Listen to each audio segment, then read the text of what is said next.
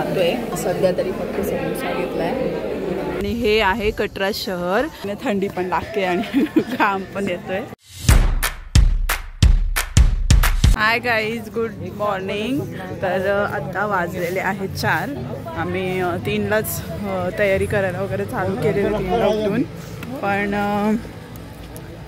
थोडं तयारी करता करता टाईम झाला, तर आम्ही आता 4 वाजलेत, 4ला निघालेलो आहोत। तर सगळ्यात पहिली स्टेप आम्ही आलेलो आहोत आमच्या हॉटेलपासून इथे RFID कार्ड काढायला, जे आम्हाला भेटलेलं आहे। आता पूर्ण आमची यात्रा होईपर्यंत आम्ही हे आमच्या जवळच ठेवायचं आहे। याचं कारण असं की जर मागे पुढे झालं किंवा आपल्याला वाटलं की आपण रस्ता चुकतोय किंवा हरवतोय, तर त्याच्यासाठी हे आहे। तर हे कंटिन्यू आपल्या जवळच ठेवायचं आहे। आता आम्ही काही खाल्लं नाही आहे, सकाळी सकाळी आम्ही निघालो आहे। RFID कार्ड काढून झाल्यानंतर आम्ही आलो चहा प्यायला। चहा आणि बनमस्का खाऊन आता वरती चढणार आहे आम्ही। चहा रेडी झालेली आहे, आता आम्ही चहा पित आहोत आणि तिकडे चालू आहे आणि एकदम असं भरभरून विदाउट कंजूसी बटर लावत आहेत।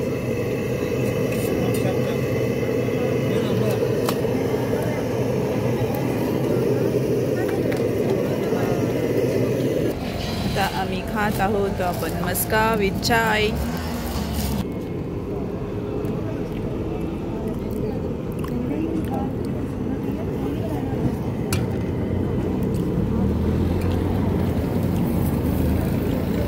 मी आता रिक्षामध्ये बसलेलो आहोत, मस्तपैकी चहा मस्का वगैरे खाऊन थोडं पोट भरून आम्ही आता, मी दिसत नाही आहे कारण काय खूप जास्त काळोख आहे आणि उजेडच नाही आहे काय तिकडे। रिक्षामधून आम्ही उतरून चाललेलो आहोत। आता आम्ही पोचलेलो आहोत मुख्य प्रवेशद्वारला।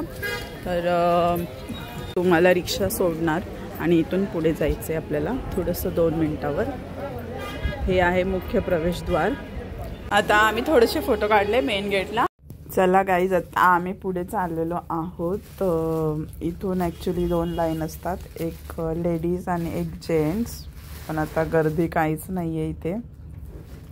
सो इथून आम्ही सगळे एकत्रच चाललो आहे। हे बघा, ही पूर्ण भरलेलं असतं, पण आज जास्त गर्दी नाही आहे। मला आता स्टार्ट झालेली आहे आमची वैष्णोदेवीची यात्रा। याचं 18th इयर, माझं 2nd इयर। तर आता आम्ही चालतोय।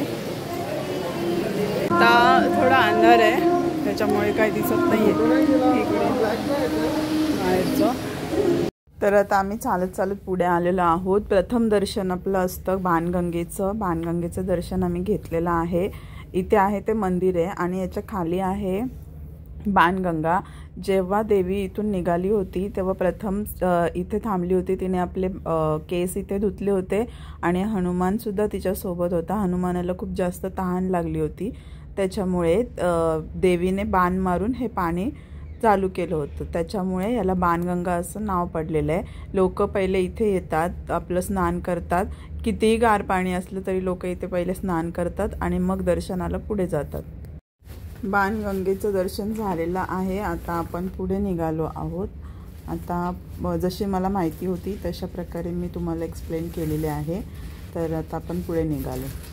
आपण आता मी थकले भरपूर, तर हा पुढचा ब्लॉग करेल कारण की मला खूप दमायला झाले।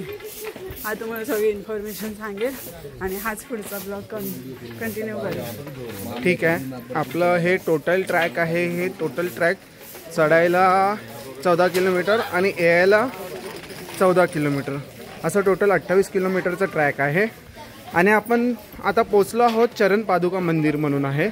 तिथे देवीने फर्स्ट टाइम चरण ठेवले होते आणि आता पण तिथे असे देवीचे पावलाचे ठसे असे उपलब्ध आहेत। ते चरण पादुका मंदिर आहे। सो मी तुम्हाला दाखवतो कसं आहे चरण पादुका मंदिर। देवीने फर्स्ट टाइम इथेच चरण ठेवले होते म्हणून इथे ह्याला बोललं जातं चरण पादुका मंदिर आणि हे प्रथम दर्शन आहे चरण पादुका मंदिरचं। हे बघा, हे चरण पादुका मंदिर आहे. आम्ही पोचलो आहे फर्स्ट, म्हणजे इथे दर्शन घेतलं जातं. देवीने इथे असं चरण ठेवले होते म्हणून ह्याला चरण पादुका मंदिर असं संबोधलं जातं. गाईज आता आम्ही इथून इथपर्यंत पोहोचलेलो आहोत. चढत चढत आता वरती जाणार आहे आणि हे आहे कटरा शहर जे आम्ही वरतून बघतोय. हे असं इतकं सुंदर दिसतंय, सगळ्या लाईट्स आणि थोड्याच वेळाने आता सूर्योदय होणार आहे. तर त्याची पण ब्राईट लाईट आम्हाला इथे दिसते. चला तर आता पुढे निघूया. मला एक साईडने थंडी पण लागते आणि घाम पण येतोय. तर पुढे पुढे चाललेलो आहोत. चला गाईज, तर आता आम्ही चालत इथपर्यंत पोहोचलेलो आहोत.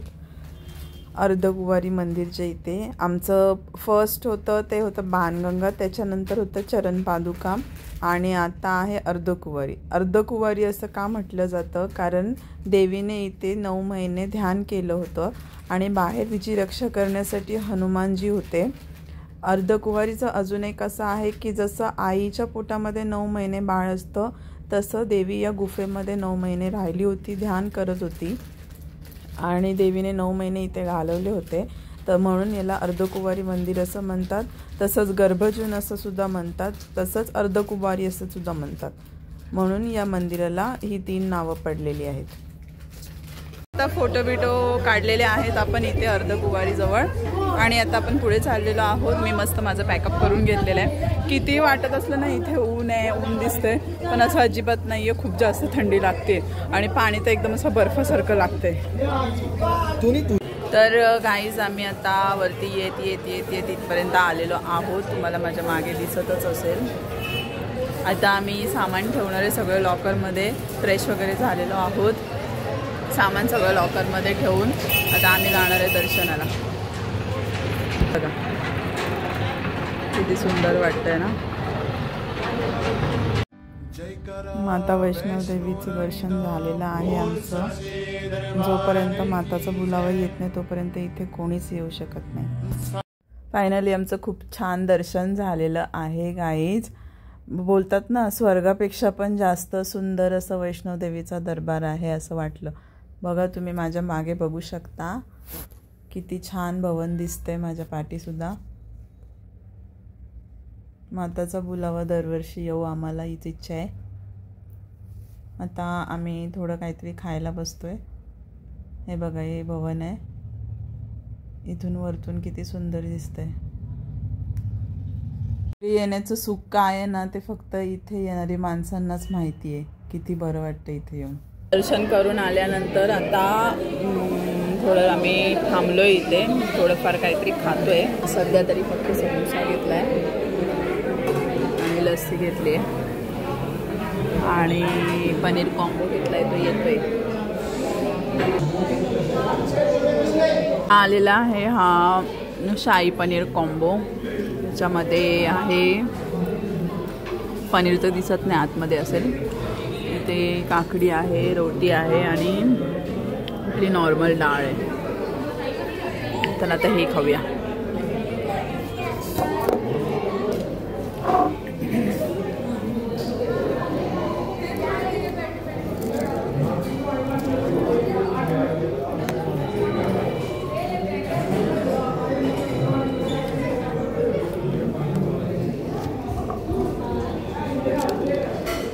दर्शन वगैरे खूप छान झालेलं आहे. आता आम्ही रोपवेसाठी निघालेलो आहोत.